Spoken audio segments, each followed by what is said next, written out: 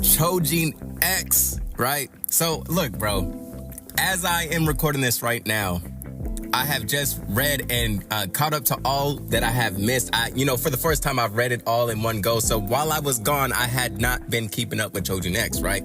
And that is because I wanted the authentic reaction, right? I wanted it to be my first time when I actually hopped on and started talking about this. Now, as we stand today, the Raw has been announced to release tomorrow. I think what it is today? It's like the 13th of September. I'm recording this. So this will be like a combination review and recap of all of the things that I have not touched on. That way we could all just be back on track, right? So first and foremost, I just want to go over the battles just in a general fashion, right? We have three mainly, and I think that like the main event would have to be Ozma versus Bader Vlad, which out of all of the battles, I think this one is just OP versus OP, big hands being thrown versus big hands being thrown. Whereas when we have the Tokyo team as well as the Simon/Ellie team, those are more so strategic based. So in those battles, our heroes had to figure out what the other side's advantage was and tried to work around them. When we had Jing and Tawashi, their main advantage was their positioning within the battlefield. Even stated by Jing, he pretty much tells us that if these guys break through our barrier, we're pretty much bad. It is beaters. We are cooked. Now, as for the boy Icy, he basically gave himself an home field advantage because he set up the arena in a way where Tokyo, Momoma, they couldn't gain traction on the floor. It was way too slippery, which essentially nerfed their power levels because they couldn't put their full first behind punches. Now, as for the Vlad fight, bro, the way these people kept resurrecting, you would have thought that Palma was there, and I think we should start with that chapter itself. So 53.2 is basically Bader Vlad throwing hands and discouraging the Choujin core, right? We just seen what we thought BB get packed the fuck up.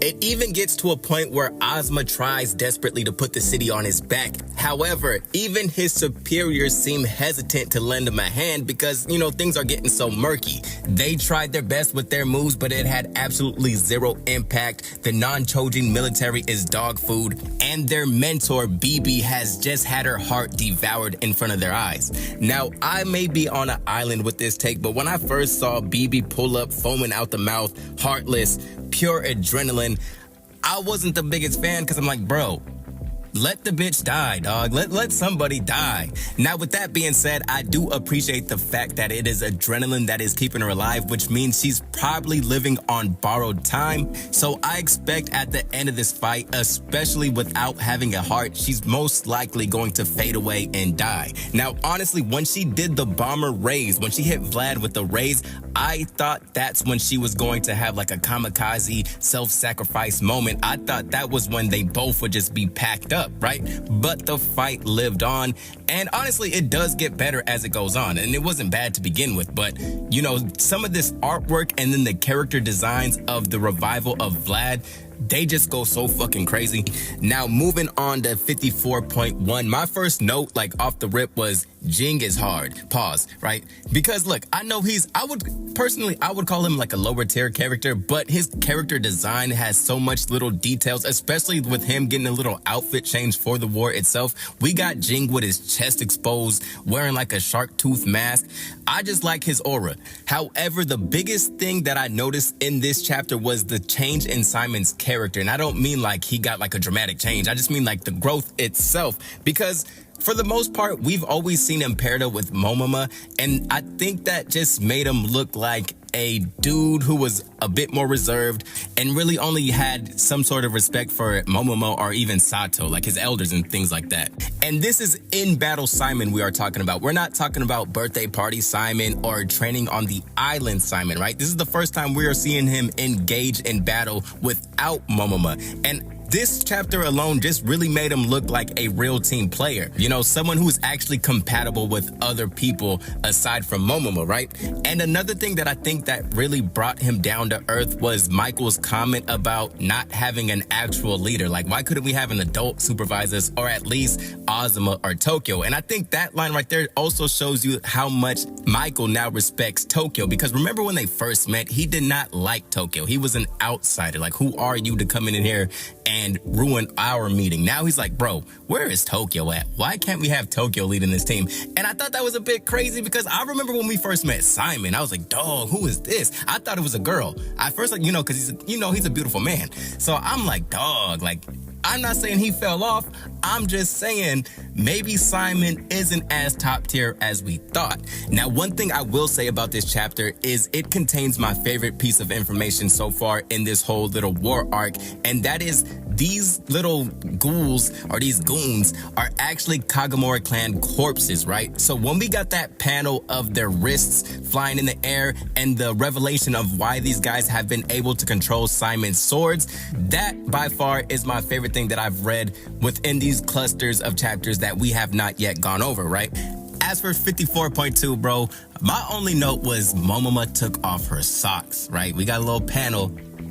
We got a little extra panel. And that's pretty much it for 54.2. As for the next chapter, I think Tokyo used the shadow clone, right? Whatever move that was Tokyo did was amazing, dog. And I'm pretty sure it was a shadow clone on some Itachi shit because there was a bunch of feathers flying around. I thought Momomo was packed up. She made it seem like she was sacrificing herself. But then again, I didn't really believe in the stakes because after what happened with BB, I was like, bro, I would have been so heated. Of course, this manga is goated, but I would have been personally attacked if BB was alive and Momoma got packed up. Now, as for Icy's backstory, it was pretty simple and straight to the point. We learned that his name is actually Igor Kraft, but the thing that I noticed is Igor as a character seems old enough or tapped in enough to know about the history of the Great Wars as well as Queen. So when he says something greater than Queen is to come towards Yamato Mori as in a greater calamity, it kind of adds more volume to what's about to go down. And the way this chapter ends, it reminded me so much of the poppy field burning when Cabral looked at Tokyo and was like, look, bro, you are the death god. You do not know what you are getting yourself into. And you notice this pattern coming from the villains that Tokyo faces. They keep looking at them as if, oh, you don't know the full story. You are uneducated on the full matter of this whole situation. And it always adds that yes, we won. In this chapter, we came away with this victory.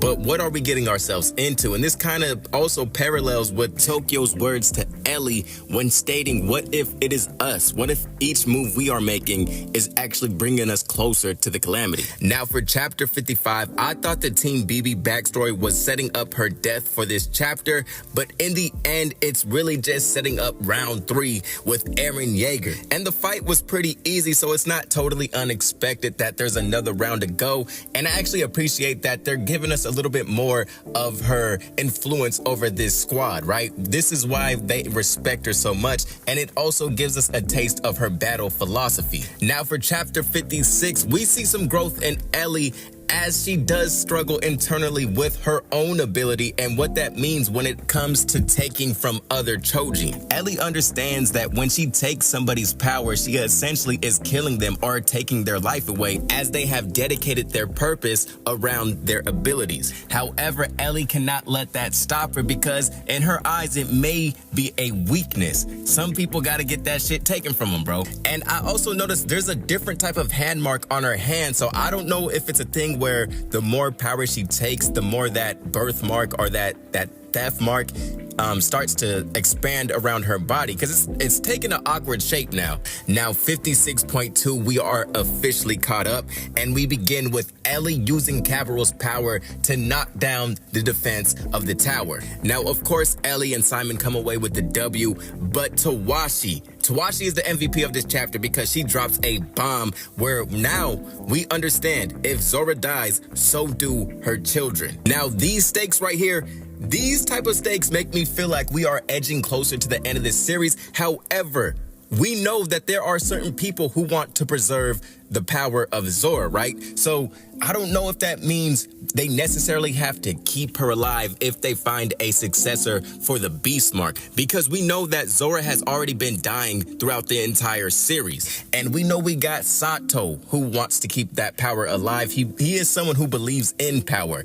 And we also know that we got Batista. So I think some plot twist things can still happen, and we could still get an extended run of Choujin X. And we also know that there's an added level of pressure within Ellie, so she might shake some things up to get this thing to go extra pages or extra, you know, maybe this is the midpoint. Maybe I'm still got my fingers crossed. Now, another thing is we finally add some context to chapter 54.3, I believe, when we had those final words with Icy. You can see in that chapter, Tokyo cuts Icy off when he's attempting to explain to him, like, look, if Zora dies, so do all of her children. And at the tail end of that chapter, he says, oh, I see. You do not know the full context of what this whole thing really means. Like, you're doing this because you do not really know you will be a pack if you go through with this. Now, on top of this, I still think Tokyo is willing to, you know, allow himself to be a pack. I don't know. I think the way Tokyo is, I think he would still keep going on with what he believes in at the end of the day. But, you know, there's just so much layers. There's so many things going on right now. And look, bro, I've been missing, but I'm back. And that's all. That's it. I'll see y'all for sure. I'll see y'all with the next drop. Peace. Thank you. And take care. Look, bro, if you got to, play this in like 1.25 speed, you know, because this is a longer video than usual. But at the end of the day, thank y'all. Take care.